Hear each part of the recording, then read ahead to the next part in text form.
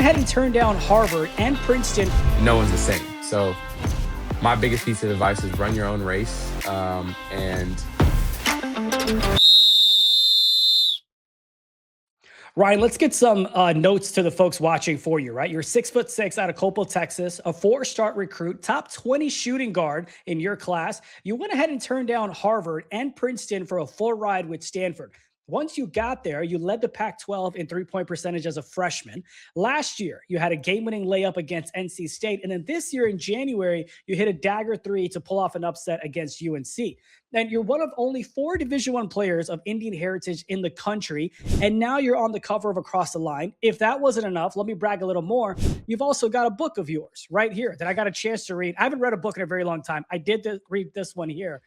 What do you think all of this would mean to 8-year-old Ryan hearing everything you've accomplished thus far?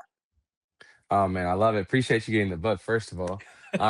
But it's huge. I think knowing who I am, I like to do a lot of different side projects and kind of just try out new things. And so for me, all the basketball accolades and whatnot are extremely uh, are a huge blessing, obviously. And I think as an 8-year-old looking forward, I'd be super proud of all those things. But I think I'd be even more proud about being able to reach out and expand, my personal experiences outside of the game of basketball, which a lot of these opportunities are what basketball has brought me.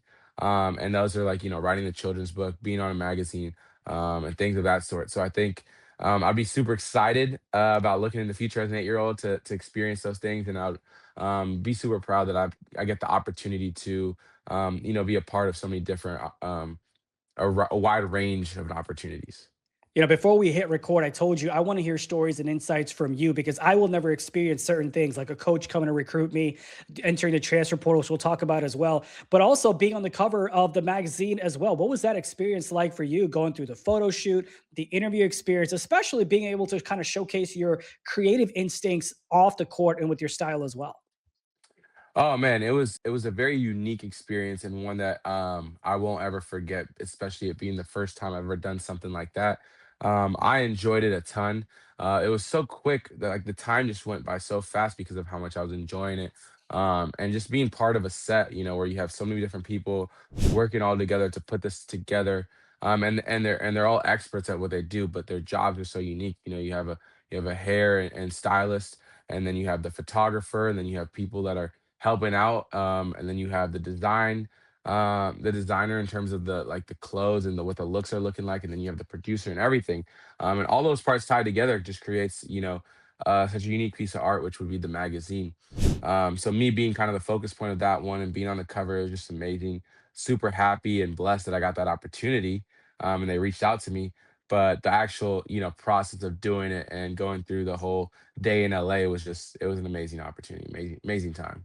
I'm not going to ask you on the record if you took any of the clothes home with you or not in terms of styling and designer clothes or whatnot, but we can talk about that later. Was there anything about that experience that kind of surprised you? Like, because, you're thinking about it, this is a big moment for you. Anything that kind of caught you off guard?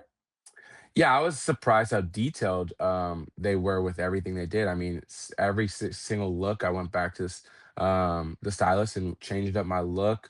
Every single thing, even just like how my arms are looking or what type of clothes, just little touches. And me, I haven't really been on the modeling side of things. I've been an athlete where it's like we could care less about. I mean, guys do care about their looks, but the main Yeah. focus is how you perform. And in that world, the way you perform is the way you look and the way you present yourself. And so they're so detailed. It's almost Yeah. like us going in the gym and training. It's like them making sure between each and every single photo that you're looking top notch. And that's the way to present yourself. And that's how you perform. So I think in that sense, I was very, very, very shocked by just how detailed and oriented and organized everything was, which I thought was really cool, though. Honestly, gave me great insight. So then you didn't mind if I asked you to adjust your light earlier. That's good. That's good to know. I'm glad Not you at all. Not appreciate at all. that. Not at all. Let's take a big step back. In any interview that I've seen of you, you've been grateful to your parents for pushing you to play different sports like flag football, baseball, even swimming. But you credit your sister Nikita, who played varsity, for truly igniting your passion with basketball. What was her role in all of this? Yeah, I mean, she definitely had a big role. She used to play varsity basketball when I was in middle school, and so when she, would play her games. I would always come, my parents would go watch, and I'd be right there with them, watching almost all of her games throughout high school. And then, you know, credits to her obviously in the fact that I was able to watch her. But outside of that, I was also able to, stay and watch the varsity men's hoop right after. And because of that, I got a little bit of a idea of what that level of basketball looks like. And I would have never been able to watch it if it wasn't for my sister, bringing me to that environment to be there. So, um, because of that, I was able to just experience um, the physicality, the level of basketball to be playing varsity, and being able to see that at an early age, I think allowed me to kind of, you know, really lock in and detail my work in terms of like workouts and lifting to say, hey, look, I know what it takes to be at that level. I've watched it for 2 years, watching my sister play. Throughout her 4 years, I would go here and there, but especially when she was on varsity because the men's basketball team had played, pretty much right after. So Yeah. it was always a fun time. How often do you guys play competitive? Just one on one, 3-point shootout? Not she doesn't play anymore. She never played after high school, so she doesn't play anymore. She doesn't want that. I'm sure if I asked her that same question, she would tell you that she still can whoop you anytime, any day. I doubt it. I doubt it. I doubt it. um, Highly doubt it. one of the experiences that you've had is where we see this all the time in the movies, where you have the coaches show up at the athlete's house, they're talking to the parents in the living room, trying to sell the program and to recruit you. Is that how it went for you when you were going to try to decide between Stanford, Harvard, and Princeton? So weirdly enough, I had a unique kind of recruiting process because it was during COVID. Mm. So technically, while I was being recruited and whatnot, I wasn't allowed to go on any visits, and home visits weren't allowed to be done either. So funny enough, luckily, before I'd even got my offer from Stanford, I kind of, on the faith of my own, and somehow I guess it ended up being the best thing ever, is I went on a visit, like an unofficial visit by myself with me and my parents. And an unofficial visit basically means where they invite you, but you kind of have to pay for everything. It's on your own that you're going out to visit.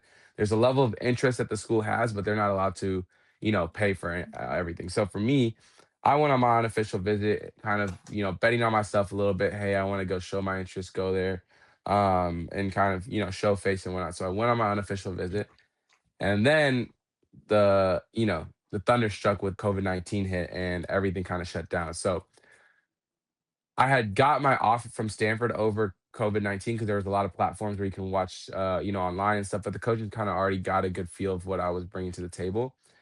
And so once I had got my offer, instead of waiting till the end of COVID, and I had no idea when the lockdown was going to end and we were going to be able to go on visits, I said, look, hey, I've already done my visit pretty much. I've already kind of seen campus and whatnot. So there's nothing for me to go see anything new. Um, and so I was able to commit, because I'd already seen the campus. I love the coaches and whatnot.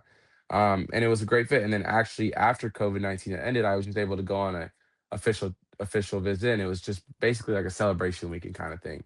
Just go enjoy, get to meet the guys, because you're gonna come here and just get a better feel for what it's gonna be like the following year. So for me, it was a little different in that sense.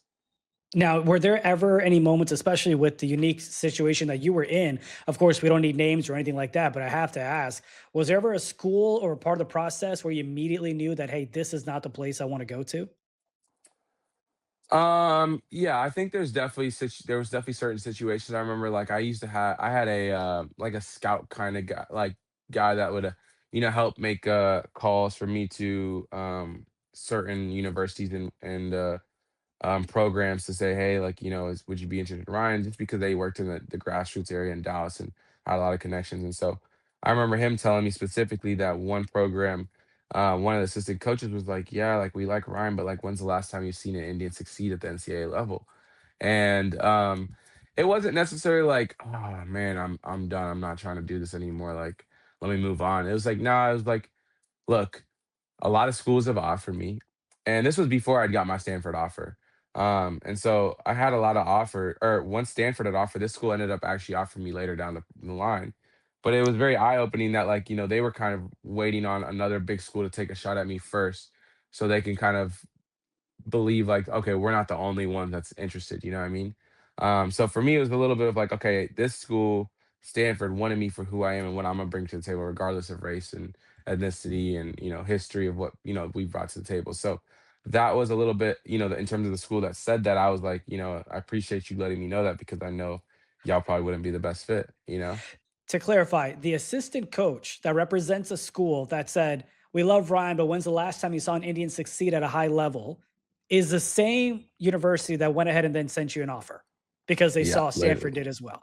Do you still carry that Yeah. chip on your shoulder with like that type of whatever you want to call it? Yeah, I mean, Insult? I carry it for sure. I think for me, it's like I less look at the negativity of the situation of being Indian in the world of basketball, and I definitely carry a chip with it. But I look more at the fact of how lucky and the opportunity I've been given and the platform I'm on. Not every kid growing up wants to be in a situation similar in terms of, if you're an athlete and, you play basketball, you want to play at the highest level in college. So, and then obviously make it to the NBA. So for me, having the platform and opportunity to be here, I can take a couple insults. It's not going to bring me down. You know what I mean? It's like I got to look at the greater scheme of things and the fact that I am here and that so many people have given me the opportunity regardless of my race. You know what I mean? So Yeah. looking at that side of things, it helps me like, every once in a while, sure, I'm gonna be, calls her and stuff, whatever. It's part of the game and you're just gonna have to be Yeah. able to take it. And it's just the life of being a basketball player in college. Well, I never went through the experience you went through in terms of playing basketball, but when I went to University of Houston, I refed basketball at the intramural level, and I was calling a frat game. And Hmm. maybe I wasn't the best at what I was doing, but I would hear chirping of insults and negativity coming from the stands as well. While a game is going on, have you ever dealt with anything like that to kind of just throw you off your game? Yeah, I mean, for sure. I mean, I've heard little things and little remarks, regarding my race and whatnot. But like I said, like I'm not gonna sit here and say that there haven't been remarks made to my teammates that are white and black either. You know what I mean? I think it goes all around. So it's just something that being at this level, you have to have the maturity to be able to handle Yeah. and not react any certain type of way. Now it can help carry me in terms of like giving me a little bit of an extra edge in that game and kind of want to talk back a little bit, but Yeah. it's just the world we live in and it's the competitiveness that people play with. And so I'm sure the person that went through it the most was probably like Jeremy Lin, when he was going through, or Yao Ming and those guys that were on the highest stages and one of the few, Asian Americans. And you saw the way that they performed. I mean, it's just like you have to be at a level where you are able to, hear it, maybe take it in and use it as a little bit of an edge and then move on. It's like it can't affect you in a negative way. Yeah. No, that's I remember Linsanity. I was in college when Linsanity was kind of just blowing up. But let's get kind of back on the court stuff. I marked at the top of the show in terms of top of the podcast, February 8th, 2025, NC State, right? You already had a career Yeah. high assist that night, playmaking left and right and center. And there were about 15 seconds left on the clock. Stanford's down by one. The ball is in your hands, and you went coast to coast. There was no pass, there was nothing. Was that Yeah. designed for you? Was it your job to go ahead and get the basket? Like, walk me through that. Not at all. It was not at all designed for me. It was actually designed for Osias Ellis, who's one of my teammates. So what had happened was he was supposed to come get the ball and just go coast to coast. We call it blood, where you just go get downhill. And I talked to my teammate Aiden, who was kind of like a 6'10" man for us. And he was like, "Look, if Ozion's not open, give it to me. I'll flash and come get the ball, and I'll give it right back to you." I was like, "Okay, bet." So, I inbound the ball, and the guy that's guarding me starts to go guard Ozai. So now he's kind of like double teamed a little bit. So it's a shady pass for me. I'm a little nervous to make it. So I see Aiden, I throw it to him, he throws it right back, and I get the ball, take it down the right side, and kind of make a little like spin move. Lost it a little bit, but kind of just like, was able to get him off me. And so then going downhill, I knew the time limit that was there. And I kind of knew I had a little bit of a size advantage on the dude guarding me, who was also, by the way, having a great game. And I played against him in high school, Trey Parker, great, great, great basketball player. So I was going downhill on him, kind of felt, I got to the elbow and kind of pushed him off with my right shoulder a little bit, kind of gave him like a little nudge. And I got him off enough that I was able to cross step to the other side. And as I was going up for the layup, I seen a big man coming, from behind me or from in front of me or something like that. So I went with an underhand scoop and was able to get it up, over the rim and get it in there. But I kind of just like blacked out while I was going, downhill because I was like, I only have 8 seconds. Let me just go get to the rim and try to get up on the rim. If I get fouled, that'd be great. If not, if it goes in, that'd be the best. And then worst case, we can try to get offensive rebound or something. So that was my mindset going down, and luckily it happened to go in, and the rest is history. So Well, here's another play I want to ask you about, and then we'll go back to what you just said. January of this year, you had your career high, this time in terms of points, with 20 points against 14th ranked UNC at Maples. And then you go ahead and wrap to the top of the key, I think it was. You take advantage of a pick that was set for you, then you hit the dagger three, you seal it, pull off the upset as well. Plays like this, plays like the game winning layup, how often do you end up practicing that on the court so that when it's game time, it's like muscle memory for you? yeah, I mean, I think those type of moves and plays for sure you can practice, but there's nothing like adding that extra pressure. I mean, it's very, very hard to um, try to like recreate that in a practice and whatnot. So, we try to do little things where it's like, okay, we're shooting free throws. If you miss, you have to run, add a little bit of a pressure, where you're shooting free throws in front of your whole team and things like that. But truth be told, there's nothing like having to shoot.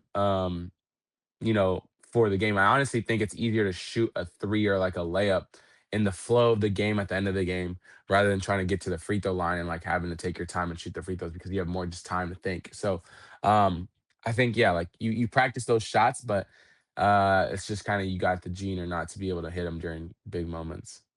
How do you deal with the pressure of it all? Period. I mean, I see the thing. People ask me that, and they ask like, "Hey, Ryan, do you feel pressurized like being one of the few Indians?" And I'm like, "Nah." Like, I think for me, it's more of like a such a big support system that I have, being one of the few, and I'm sure a lot of the other few Indian players in collegiate basketball as well. I'm sure they have the same thing going for them. It's just like you have all these people that are here to support you and want to see you do well.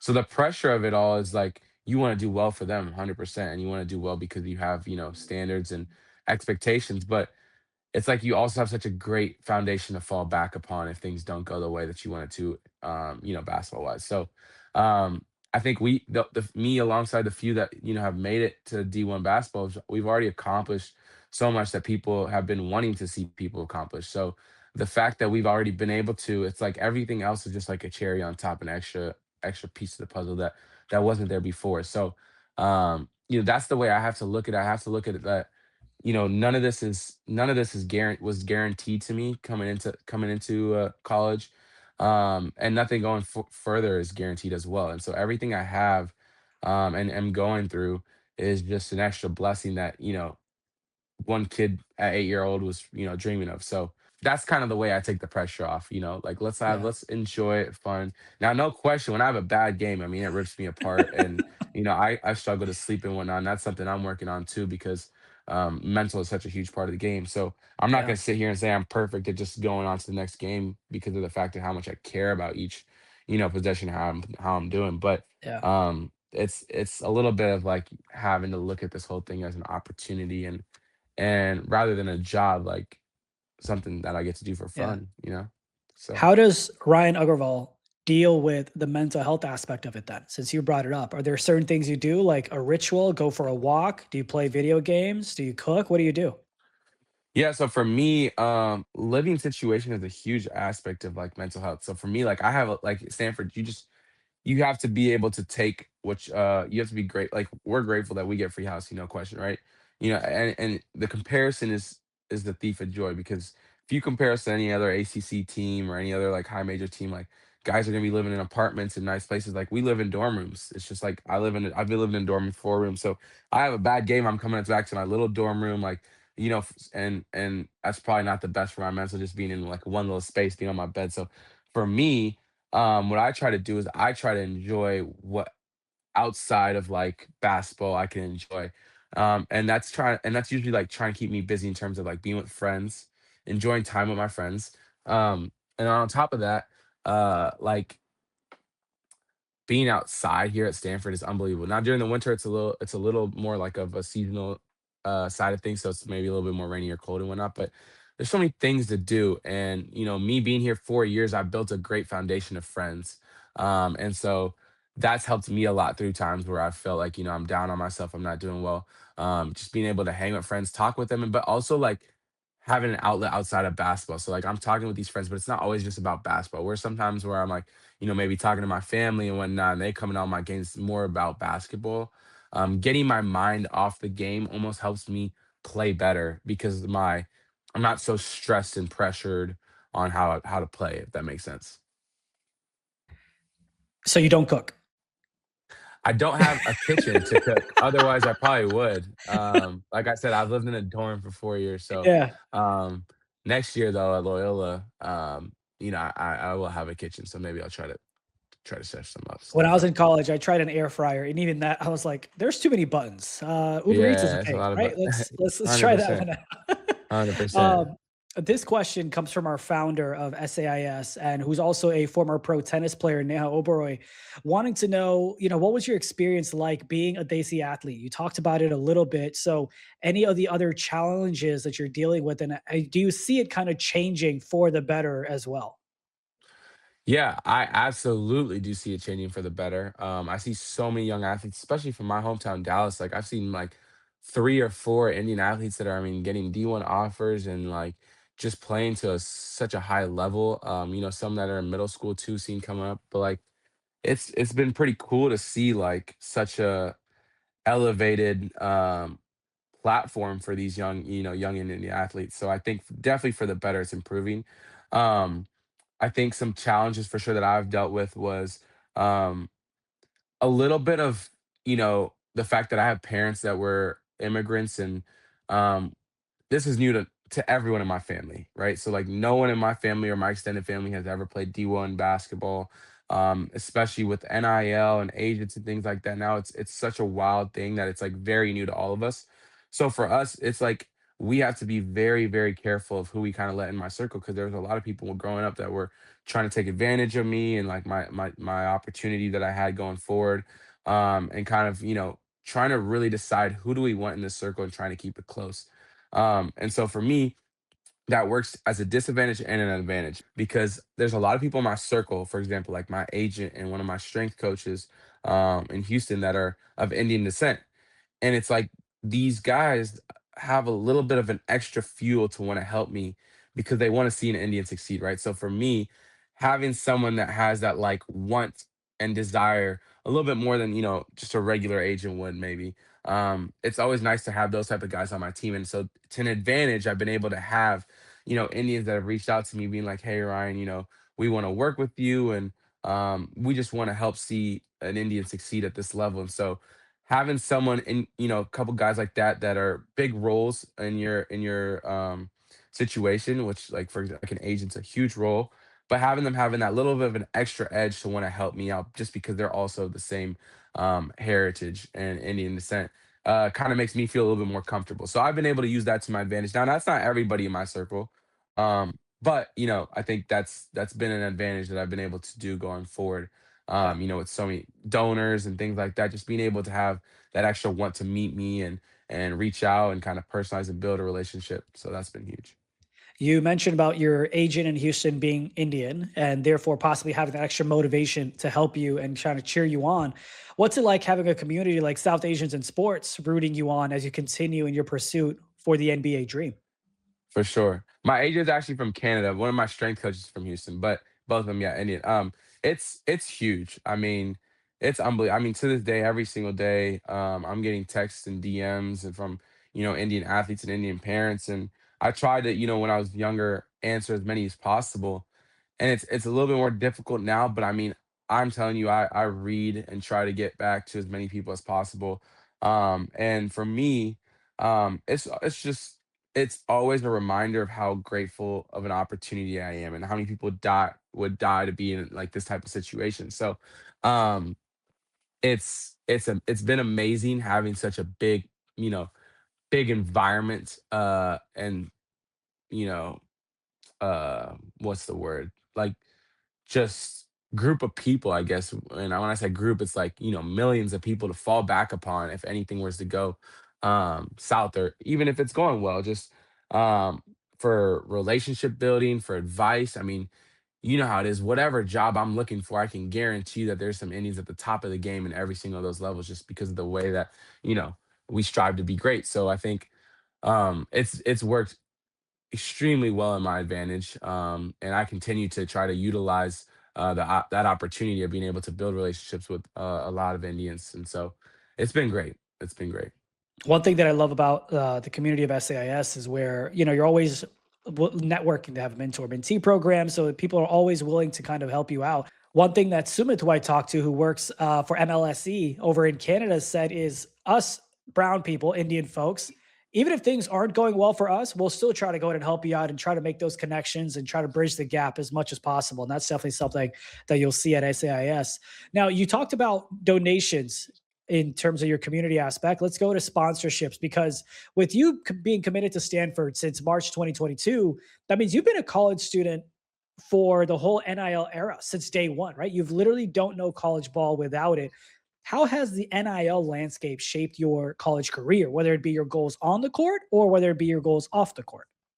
Yeah, for sure. So it's funny. I think a lot of people think have a little bit of a the wrong knowledge in the sense that they think that most of the money a player makes is from like NIL branding. So, for example, like getting a sponsorship with a company or, doing an advertisement and things like that. But truth be told, I think maybe early on, a lot of companies were looking to do that, but I think the return was just not as beneficial as like most would think it would be. I think unless you have over maybe 100,000 followers or have a really great following, would it be beneficial?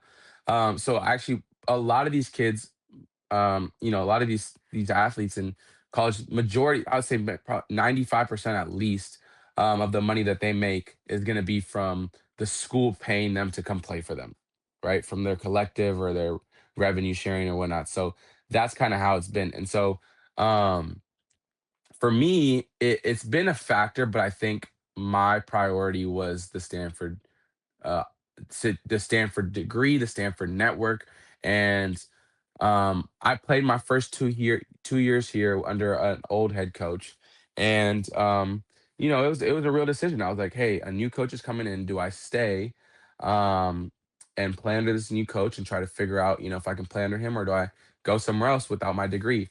And so for me, I had redshirted my sophomore year, and that basically means I didn't play and save that year of eligibility. And so during that year, I really focused on my academics to try to get ahead of the game so I could potentially graduate in 3 years. And if I was to graduate in 3 years, that means that I would have 2 years left to play somewhere else because I redshirted 1 year. If that makes sense. A little confusing. So when my new head coach came in my junior year, it was technically my second year playing because I played my freshman year, redshirted my sophomore year. So it was technically my sophomore year playing. And I mean, I love this coach. He was great. He made me such a great player all around, way better defender, way better rebounder. And I started, majority of the season. So going into my fourth year, even though NIL, like just to be frank, Stanford is not, going to be ever the highest paid opportunity for most players. I would say, maybe some players, but not most. Um, and so for me, it was like the money's a factor. I could go somewhere else and make more than what I would make here at Stanford, but what am I really trying to get out of this following year? And basketball wise, I felt like it was the best decision to come back because I had learned so much from this coach in year one. Let's do another year. Second, I wanted to get my degree. So I had one more year left to get my degree. I said and the basketball situation there, so it's like it doesn't make sense. The money being a little bit more, God willing, with the Stanford degree, I'll be able to make that up in the future, right? So for me, it was kind of a no-brainer. Let me come back my senior year and let's do this. So throughout those 4 years, the aspect of Stanford in terms of the networking, the connections, the degree itself, was all a priority for me over the money. Now, basketball was number one, but the basketball situation did lead that Stanford, going into my senior year was probably the best decision. So it worked out well. Going to this last year, where I have a decision to make, where I have my degree, and now I can kind of look more a little bit on the financial aspects of things because I've kind of taken the most advantage I can of my Stanford situation. The networking, the degree. I may have lost a little bit of money last year, whatever, but like I said, that wasn't extremely important to me because I said with the Stanford degree, God willing, I'll be able to make that in the future. So going to this last season, I had a great talk with my coach. I said, "Hey, coach, look, I started for you the last 2 years. I played a lot of games under you, played a lot of minutes. You've taught me a lot, but I think I want to be able to expand my role a little bit." And that doesn't necessarily mean like I haven't been playing at Stanford. I've been playing a lot, but I want to play and be a little bit bigger part of a. I want to be kind of relied upon to win. And I was kind of more of like a role player, a glue guy, doing the little things and kind of spreading the floor. And that's great. I think it's really great to know how to play like that, how to be like that. But I think for my last year, I want to go out and kind of with a different situation. And so going into Loyola Chicago, the expectation for me at least is to let's go be more of a guy. Let's go be more of a playmaker. Let's go be on the ball a little bit more, have a higher usage rate. And now nothing's guaranteed. I'm gonna have to work for all that, and that's been made very clear by any coaching staff I talked to in the portal, and especially at Loyola. But I think going into an opportunity where the expectation is to be a little bit more of a player, um, was something that I was a little bit of enticement to me. So I looked at the financial aspect of things. I looked at that opportunity of things, and and I talked to my coach, and we both agreed that I think this was the best decision to be made. It's not like I just went to Stanford for 1 year and left. Like I kind of did my due diligence. I did my 4 years. I gave everything I had to the program, and me and my coach have a great relationship. He helped me out with making decisions when it came to a new school, and still lets me use the facilities and stuff and play with the guys, until I get there because it's a very much a genuine relationship that we both want to see each other succeed. I want to see Stanford do well. I absolutely think that my coach is going to, Coach Smith is going to take this program to great fantastic lengths. I think they're going to be really, really good in the tournament for sure in the next, how many ever years. And I think Coach Smith is a great coach, and I think he's helped me out the last 2 years. And I think on their side of things, they also want to see me do well. And I think, I think they kind of see that Loyola is a great opportunity for me, and so they've just wished me the best and always be supporting me. So it works both ways, and that's kind of how the portal has affected me a little bit in terms of NIL and whatnot. Hasn't been a huge factor, but a little bit. It's interesting how you broke it down where Stanford was the opportunity for a degree, the network, but it seems like you planned it very well where it's like, all right, let me go ahead and get all the Stanford things taken care of in terms of degree, the network, and then I can worry about the financial aspect. Not just that, but also playing a bigger role, which I Right. assume was part of a decision of this sets me up for the most success to put my highlight reel, to put my tape out there, to show my abilities to get drafted in the NBA. Do I kind of have that right? Absolutely. Yeah, I think for me, I want to be in a situation like that that puts me in the best situation of going forward if I wanted to, when I want to play pro. And, God willing, if I had a great year, I'm definitely gonna, strive to get in the NBA and get a summer league spot and work my way up. And that's kind of where I'm trying to position myself right now. Or even if it ends up being overseas, whatever it ends up being, I think this is the best situation for me to at least take a chance on kind of playing a bigger role. We I talked about the book earlier, but you've done more than that, right? You hosted a free basketball camp where you had over 70 middle and high school students at your former high school. You also went ahead and shared your story in a children's book, which I've got right here, Ryan's Big Basketball Battle. What was the motivation behind the book in itself? Yeah, so funny enough, I actually had no desire to write a children's book originally. And my co-author, Vidhi Soni, she reached out to me on Instagram, was like, "Hey Ryan, I really love your story. I actually just wrote my own children's book for the first time and really loved the process in doing it and was looking to do another one and would love to do it based on and love your story and would love it to do it with you." And I said, okay, absolutely. I'm very, very open to doing like the most random side quest ever, especially if it's like, could help my brand and kind of, what I want to do in terms of inspiring, the younger generation. So she brought up that opportunity and she was amazing to work with because she let me kind of do what I want for the story. She was like, Ryan, you take the story, you do what you want with that.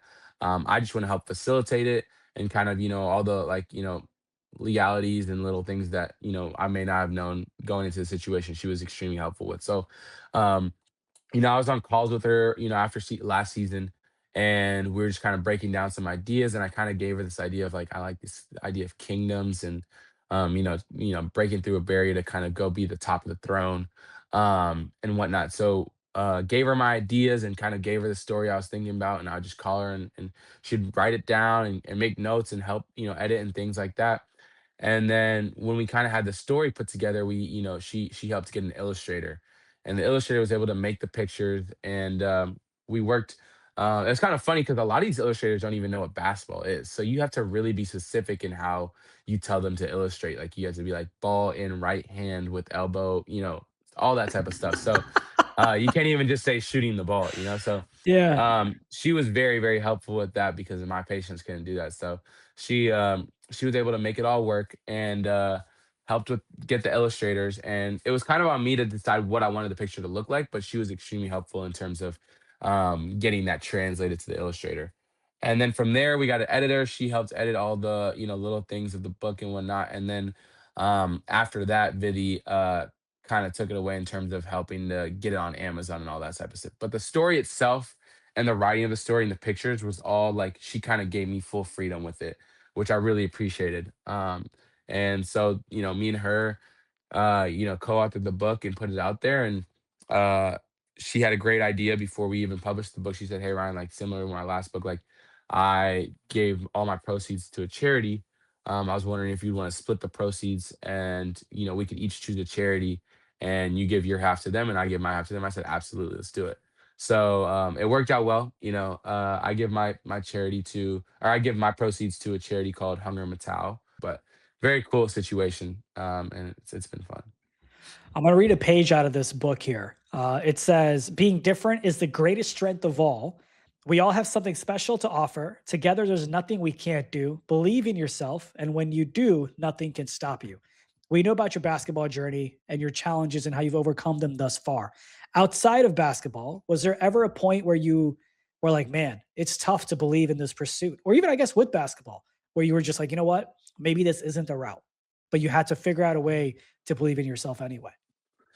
Yeah, absolutely. I mean, there's so many times, even during the season, like last season, I was like, man, do I even want to keep playing? Like, you have a bad game and you start getting all these thoughts. And so it's a continuous battle and an uphill battle, of course, to continue believing in yourself. And it's a skill. It's almost like a habit, something you got to train yourself to be able to do.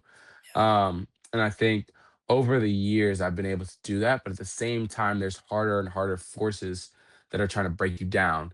With the pressure of collegiate athletes or collegiate basketball, it gets higher. So that pressure of playing well it gets even stronger. So when you're not, it kind of tries to break you down more than you would maybe in high school if you didn't have a good game. So it's like one's getting stronger while the other one's getting stronger too. And so I think for me, I've had numerous thousands of examples of where I would say, I've doubted myself, but that continuous being able to strike that adversity with a higher belief in yourself. And like I said, it's not always basketball related. There's been times where I'm like, this class is so ridiculously hard. Like, how am I at Stanford right now? And like, I have imposter syndrome to the highest. And I think just having guys on my team that are going through similar things has always been a huge help. Being able to relate to those type of situations with people. Um, and I think, it's like I said, it's like a continuous ongoing battle, but something that Yeah. it's a great problem to have. Yeah, no, it indeed is. Imposter syndrome is real no matter what stage of life you may yourself be in. Okay, I've got two more questions for you. One of them, I'm hoping you will just spill the beans. Don't worry about who's watching. What's the family group chat like, right? Who's the loudest on game days? Is there anyone that has like the best emoji game, gift game? Spill the beans for me right now. Yeah, 100%. I mean, I always get a text from my mom before every game, wishing me the best luck. But in the family group chat, it's always good luck, Ryan, from all four of them. Um, Dad always got some random stuff to say, like, "Hey, Ryan, let me see a spin move today," or something like that. Like, just like the most random stuff. But he's built his a love for the game over the years, so I just take it as a appreciation. But yeah, it's always love from the family. Especially if it's a good game after, it'll be blowing up a little bit. If it's not the best game, then it might be a little silent. But it's just how it goes. But the family group chat's always good vibes before every game. Does anyone troll you mid game? Like if you miss a layup, anyone's like, "What are you doing?" Not as much. I'm never on my phone during the game, Oh obviously, no, I so I meant can like never see. they text you Yeah, and you yeah, see it yeah, yeah, yeah, afterwards. yeah, yeah. I mean, I'll get on a call. If anyone was to, it'd probably be my brother. Yeah, probably be my brother. Yeah, You just every let him once in a know to while. hop on the court one on one, and then you can go Yeah, take care of business there. exactly, exactly, Um, exactly. Well, look, you've talked about believing in yourself. I think your journey is an incredible one. I think yours is where we have grown up as brown people in the society of doctor, lawyer, engineer, anything else outside of those three. What are you doing with your life? Right. And now you have Yeah. individuals such as yourself that have chosen a non traditional path to success. There are many ways to be involved in the game of basketball. We would always maybe think graphic designer, editor, whatever, but no, you're on the court in itself. What message do you have to individuals that are either looking to pursue success in collegiate sports and be professionals or anything else related to their passions? What does Ryan Agarwal have to tell them? Yeah, I mean, I would say, like, the disregard the pattern of, like, what's the commonality, like, pathway that people take. Like, disregard that. Like, I think there's unlimited ways to get from point A to B, with B being the place that you want to be. And so for me, I think that was something that was big for me. Is like I wasn't trying to follow anyone's specific pathway to where I wanted to be in playing college basketball, and playing pro.